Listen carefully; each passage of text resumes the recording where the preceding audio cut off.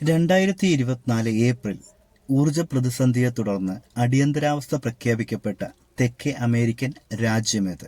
ഇക്വഡോറാണ് 2024 ഏപ്രിലിൽ ഊർജ പ്രതിസന്ധിയെ തുടർന്ന് അടിയന്തരാവസ്ഥ പ്രഖ്യാപിക്കപ്പെട്ട തെക്കേ അമേരിക്കൻ രാജ്യം.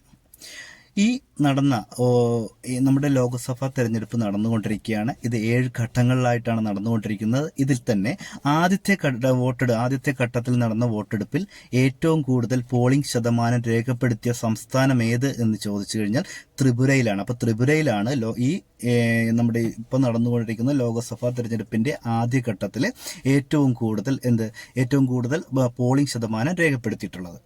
ഇനി 3 മുതൽ 6 വയസ്സ് വരെയുള്ള അങ്കണവാടി കുട്ടികൾക്കായി കേന്ദ്ര വനിതാ ശിശുക്ഷേമ മന്ത്രാലയം പുറത്തിറക്കിയ പുതിയ പാഠ്യപദ്ധതി ഏത് എന്ന് ചോദിച്ചാൽ ആദർശശീലയാണ്. അപ്പോൾ ആദർശശീലയാണ് 3 മുതൽ 6 വയസ്സ് വരെയുള്ള അങ്കണവാടി കുട്ടികൾക്കായി കേന്ദ്ര വനിതാ ശിശുക്ഷേമ മന്ത്രാലയം പുറത്തിറക്കിയ പുതിയ പാഠ്യപദ്ധതി.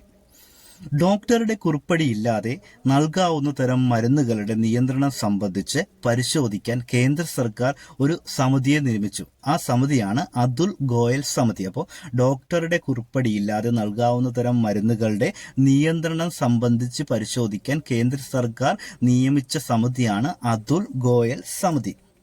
ഇനി കേരളത്തിലെ ആദ്യത്തെ ട്രാൻസ്ജെൻഡർ ഫിലിം സൊസൈറ്റി ഏത് എന്ന് ചോദിച്ചാൽ ട്രാൻസ്മുദ്രയാണ്. അപ്പോൾ ട്രാൻസ്മുദ്രയാണ് കേരളത്തിലെ ആദ്യത്തെ ട്രാൻസ്ജെൻഡർ ഫിലിം സൊസൈറ്റി എന്ന് പറയുന്നത്. അടുത്ത ചോദ്യം, 3ാമത് ലതാ ദീനാനാഥ് മങ്കേഷ്കർ പുരസ്കാരം 2024 ലഭിച്ച ഇന്ത്യൻ നടൻ അല്ലെങ്കിൽ ഇന്ത്യൻ ആക്ടർ ആര് എന്ന് ചോദിച്ചാൽ അമിതാഭ് ബച്ചനാണ്. അപ്പോൾ അതായത് 3ാമത് ലതാ ദീനാനാഥ് മങ്കേഷ്കർ പുരസ്കാരം 2024 ലഭിച്ച ഇന്ത്യൻ നടനാണ് അല്ലെങ്കിൽ ഇന്ത്യൻ ആക്ടറാണ് അമിതാഭ് ബച്ചൻ. ആശാൻ യുവകവി പുരസ്കാരം 2024 അർഹനായ വ്യക്തി ആര് എന്ന് ചോദിച്ചാൽ സുബിൻ അമ്പിത്തറയിലാണ് ആശാൻ യുവകവി പുരസ്കാരം 2024 ലഭിച്ച വ്യക്തി. അതുപോലെ 2024 ഏഷ്യൻ ടെലികോം അവാർഡിൽ ഇൻഫ്രാസ്ട്രക്ചർ ഓഫ് ദി ഇയർ പുരസ്കാരം നേടിയത് കെ ഫോണാണ്. അപ്പോൾ 2024 ഏഷ്യൻ ടെലികോം അവാർഡിൽ ഇൻഫ്രാസ്ട്രക്ചർ ഓഫ് ദി ഇയർ പുരസ്കാരം നേടിയത് കെ ഫോണാണ്. ഇനി ചൈനയിൽ നടന്ന ഫോർമുല 1 ഗ്രാൻഡ് പ്രിയിൽ ജേതാവായത് ആര് എന്ന് ചോദിച്ചാൽ മർക്കസ് വെസ്റ്റപ്പനാണ്. അപ്പോൾ മർക്കസ് വെസ്റ്റപ്പനാണ് ചൈനയിൽ നടന്ന ഫോർമുല 1 ഗ്രാൻഡ് പ്രിയിൽ ജേതാവായത്. 2024 ഏപ്രിലിൽ ഇന്ത്യൻ നാവികസേനയുടെ പുതിയ മേധാവിയായി നിയമിതനായ വ്യക്തി ആര് എന്ന് ചോദിച്ചു കഴിഞ്ഞാൽ വൈസ് അഡ്മിറൽ ദിനേശ് കുമാർ ത്രിപാഠിയാണ്. അപ്പോൾ വൈസ് അഡ്മിറൽ ദിനേശ് കുമാർ ത്രിപാഠിയാണ് 2024 ഏപ്രിലിൽ ഇന്ത്യൻ നാവികസേനയുടെ പുതിയ മേധാവിയായി നിയമിതനായത്. അതുപോലെ ആർട്ടിഫിഷ്യൽ ഇന്റലിജൻസ് കമ്പനിയും ചാറ്റ് GPT-യുടെ സൃഷ്ടാവുമായ ഓപ്പൺ AI-യുടെ ഇന്ത്യയിലെ ആദ്യ ജീവനക്കാരി ആര് എന്ന് ചോദിച്ചാൽ പ്രഗ്യ മിശ്രയാണ്. അപ്പോൾ പ്രഗ്യ മിശ്രയാണ് ആർട്ടിഫിഷ്യൽ ഇന്റലിജൻസ് കമ്പനിയും ചാറ്റ് GPT-യുടെ സൃഷ്ടാവുമായ ഓപ്പൺ AI-യുടെ ഇന്ത്യയിലെ ആദ്യത്തെ ജീവനക്കാരി.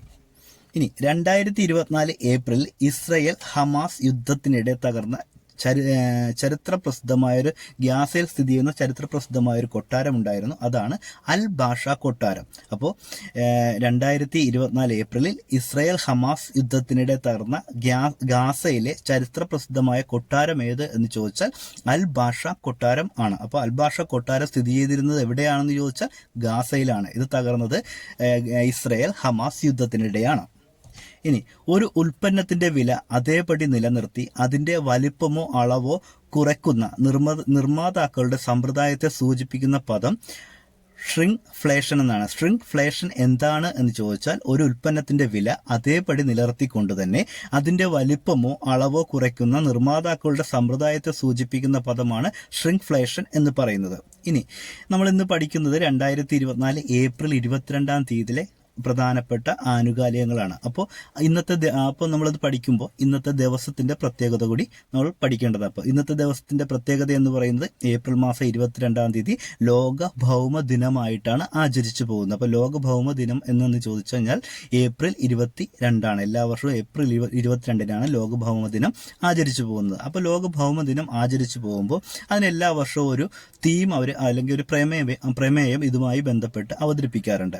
ഈ 2024 പ്രമേയം എന്ന് പറയുന്നത് പ്ലാനറ്റ് വേഴ്സ് പ്ലാസ്റ്റിക് എന്നാണ്. അപ്പോൾ പ്ലാനറ്റ് വേഴ്സ് പ്ലാസ്റ്റിക് എന്ന് പറയുന്നത് 2024 ലോക ഭൗമ ദിനത്തിന്റെ പ്രമേയമാണ്. ഇനി ഇത് ആചരിക്കാൻ കാരണമായ ഒരു സംഭവം എന്ന് പറയുന്നത് പരിസ്ഥിതിയെ അവഗണിക്കുന്നതിൽ പ്രതിഷേധിച്ച് 1970 ഏപ്രിൽ 22-ന് US-ലെമ്പാടുമുള്ള 2 കോടി ജനങ്ങൾ തെരുവിലിറങ്ങിയ സംഭവവുമായി ബന്ധപ്പെട്ടിട്ടാണ് എല്ലാ വർഷവും പിന്നീട് ഏപ്രിൽ 22 ലോക ഭൗമ ദിനമായി ആചരിക്കുവാൻ തീരുമാനിച്ചത്.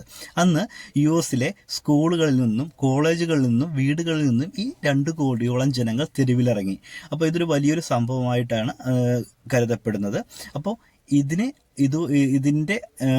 ഇതിന്റെ ഓർമ്മപ്പെടുത്തൽ അല്ലെങ്കിൽ ഇതിന്റെ ഓർമ്മയായിട്ട് കൂടിയാണ് ഏപ്രിൽ മാസം 22-ാം തീയതി ലോക ഭൗമ ദിനമായി ആചരിച്ചു വരുന്നത്. അപ്പോൾ ലോക ഭൗമ ദിനം 2024 തീം അല്ലെങ്കിൽ പ്രമേയം ഞാൻ ആദ്യമേ പറഞ്ഞു, പ്ലാനറ്റ് വേഴ്സ് പ്ലാസ്റ്റിക് എന്നുള്ളതാണ്.